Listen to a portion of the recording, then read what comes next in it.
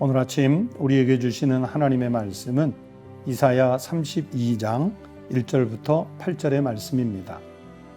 보라, 장차 한 왕이 공의로 통치할 것이요 방백들이 정의로 다스릴 것이며, 또 그 사람은 광풍을 피하는 곳, 폭우를 가리는 곳 같을 것이며, 마른 땅의 냇물 같을 것이며, 곤비한 땅의 큰 바위 그늘 같으리니, 보는 자의 눈이 감기지 아니할 것이요 듣는 자가 귀를 기울일 것이며, 조급한 자의 마음이 지식을 깨닫고 어눌한 자의 혀가 민첩하여 말을 분명히 할 것이라.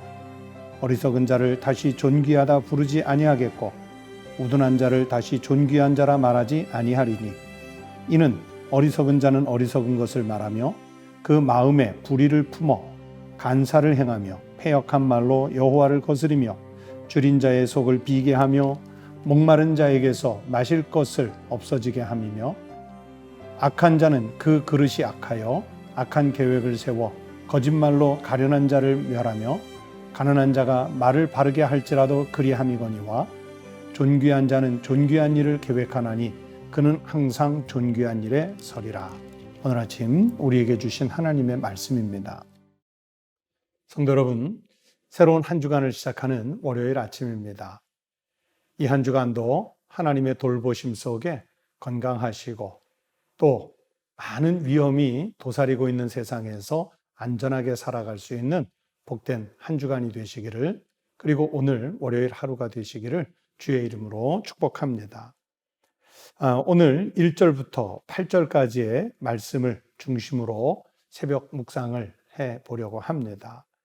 여러분, 이 32장 1절부터 8절까지의 말씀은 메시아를 예언한 말씀입니다. 그래서 1절에 먼저 이렇게 선언하고 들어가지요. 보라, 장차 한 왕이 공의로 통치할 것이요 방백들이 정의로 다스릴 것이며.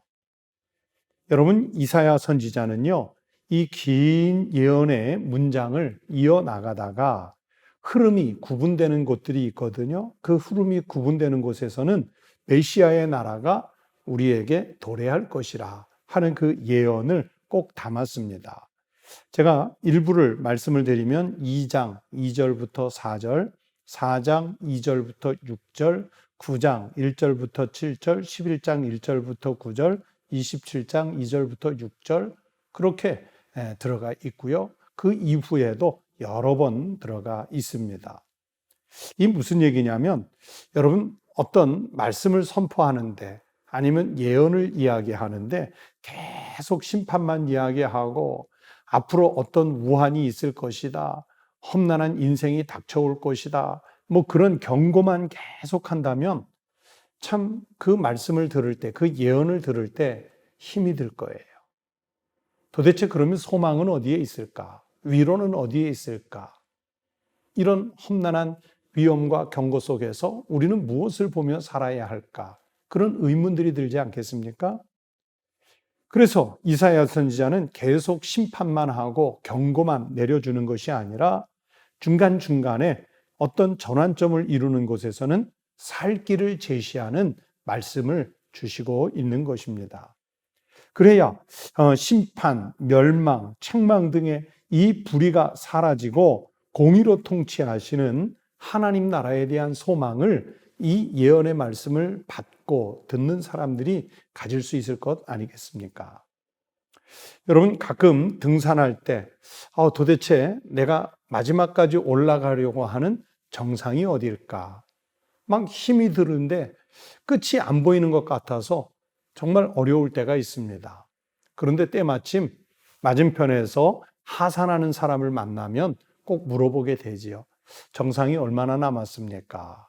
그러면 그 하산하던 사람이 이렇게 전해줄 때가 많습니다. 자, 힘내세요. 조금만 더 가시면 됩니다. 얼마 안 남았습니다. 요 능선 하나면 넘으면 됩니다. 그런데 막상 그의 이야기를 듣고 계속 가봐도 아직도 여전히 멀었고 능선 하나 넘었어도 다 오지 않았어요. 그렇다고 해서 하산하는 분들이 힘들게 등산하는 사람들에게 거짓말을 하려고 했던 것은 아닙니다.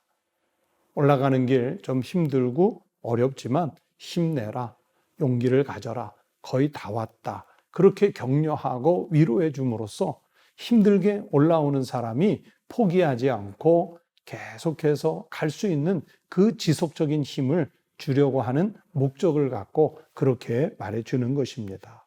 그래서 중간중간 그렇게 오다 가다 만나는 사람들의 격려가 얼마나 반갑고 또 좋은지 모릅니다. 여러분, 하나님 나라가 그렇거든요. 정말 맨날 심판, 경고, 책망만 있다는 말씀만 들으면 우리가 지칠 수 있는데, 그렇게 위로와 격려, 평안, 하나님의 나라, 즉 메시아의 왕국이 곧 도래한다라는 예언의 말씀을 들을 때 우리가 하나님 나라에 도달할 때까지 힘을 낼 수 있고, 그 나라에 갈 때까지 흐트러지지 않고 계속해서 갈 수 있는 그런 힘을 얻게 되는 것입니다. 그래서 오늘 본문 말씀도요, 28장부터 31장, 오늘 본문의 바로 앞장 31장까지는 남유다 징계의 말씀을 하신 것인데, 이 말씀들 후에 이제 공의로 통치할 한 왕이 오신다는 말씀으로 분위기가 전환되는 것을 볼 수 있습니다. 그래서 아까 읽어드렸던 1절 말씀대로 보라, 장차 한 왕이 공의로 통치할 것이요 방백들이 정의로 다스릴 것이며, 그렇게 말씀하셨어요. 여러분, 그러면 그 왕이 오셔서 공의로 통치하고 방백들이 정의로 다스리는 나라가 되게 하는 그 왕이 오시면 어떤 변화가 있는가? 오늘 본문 1절부터 4절에 보면 광풍과 폭우를 피한 피난처를 제공해 주신다는 말씀이 있고요. 또 5절부터 8절은 반면에 믿음 없는 자는 멸망의 심판을 당할 것이라 하는 말씀이 이렇게 대조가 돼서 나오고 있습니다. 여러분, 이 세상에 살면서 우리가 하나님의 그 권능 앞에 빗대보면 참 약한 존재라는 것, 힘이 없는 존재라는 것을 시인할 수밖에 없지요. 그렇기 때문에 왜 우리가 연약한 존재냐면, 여러분, 밀려오는 이 죄악된 세상 속에서 완벽하게 죄를 차단하고 살 수 있는 능력이 없어요. 우리는 살면서 알게 모르게 자기가 인지했든 인지하지 못했든 죄를 짓고 사는 그런 연약한 인생들입니다. 그런데요, 여러분, 구원은 죄를 지었느냐, 죄를 안 지었느냐 하는 문제가 아닙니다. 구원은 그 마음이 하나님을 향하였느냐, 하나님을 의지하였느냐 하는 문제에 달려 있습니다. 다시 말하면 우리의 눈이 어디를 향해 있는가? 나의 마음이 누구를 향해 있는가? 나의 인생의 전 관심이 어디에 집중되어 있는가? 이것이 구원의 문제를 다루는 데 있어서 아주 중요한 문제예요.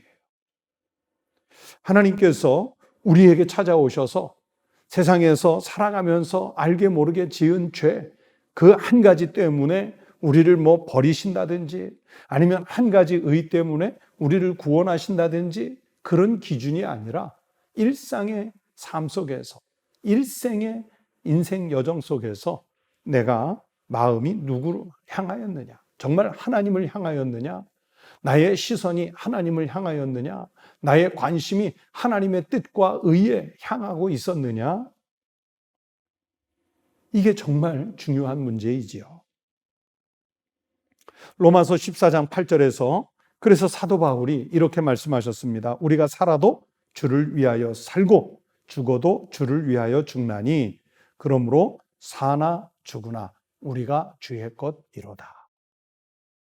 성도 여러분, 여러분 한 분 한 분은 다 하나님의 것인 줄로 믿습니다.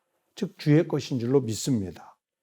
그러면 살아도 주를 위하여 살고 죽어도 주를 위하여 죽는 그 신앙의 결단이 있으시기를 바랍니다. 그렇게 신앙의 결단 속에 우리가 살면 사나 죽으나 주님은 우리를 주님의 것으로 인정해서 손 내밀어 보호해 주시고 지켜주시고, 그렇게 하다가 오늘 성경이 약속한 하나님이 공의로 통치하시고 방백들이 정의로 다스리는 그 하나님의 나라가 왔을 때 우리를 그 나라로 받아주실 줄로 믿습니다. 오늘 하루 그리고 이번 한 주간 시선을 어디에 두고 사시겠습니까? 마음을 어디에 두고 사시겠습니까? 관심을 어디에 집중해서 사시겠습니까?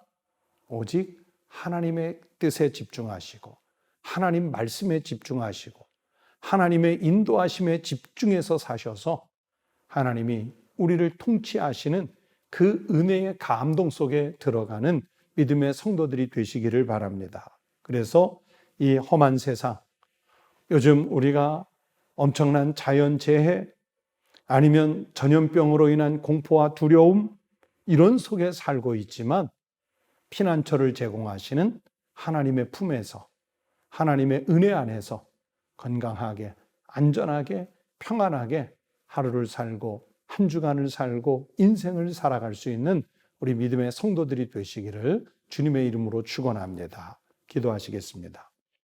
하나님 아버지 감사합니다. 주님께서 한 왕으로 우리에게 친히 찾아오셔서 우리를 감싸주시고 보호하시며 공의로 통치하시는 그 날을 기다리고 있습니다. 하나님, 세상은 우리로 하여금 믿음 없이 살도록 유혹하고 우리가 죄 가운데 빠져들도록 시험에 들게 하지만 우리는 주의 것인 줄로 믿기에 하나님의 손길로 하나님의 은혜로 보호받아서 좀 더 평안하고 안전하고 강건한 삶을 살아가는 믿음의 성도들이 되게 하여 주시옵소서. 곳곳에서 하나님 없이 살아도 된다고 하는 광풍과 폭우와 같은 시험들이 밀려오지만 우리 그리스도인들이 사는 곳에서 하나님의 공의, 하나님의 정의를 잘 지키고 삶으로 이 나라, 이 민족, 이 사회, 이 시대가 하나님의 뜻 가운데 잘 보존되게 하여 주시옵소서. 우리 사랑하는 성도들의 이 한 주간의 생활을 지켜주시고 오늘 하루의 일과를 지켜주시옵소서.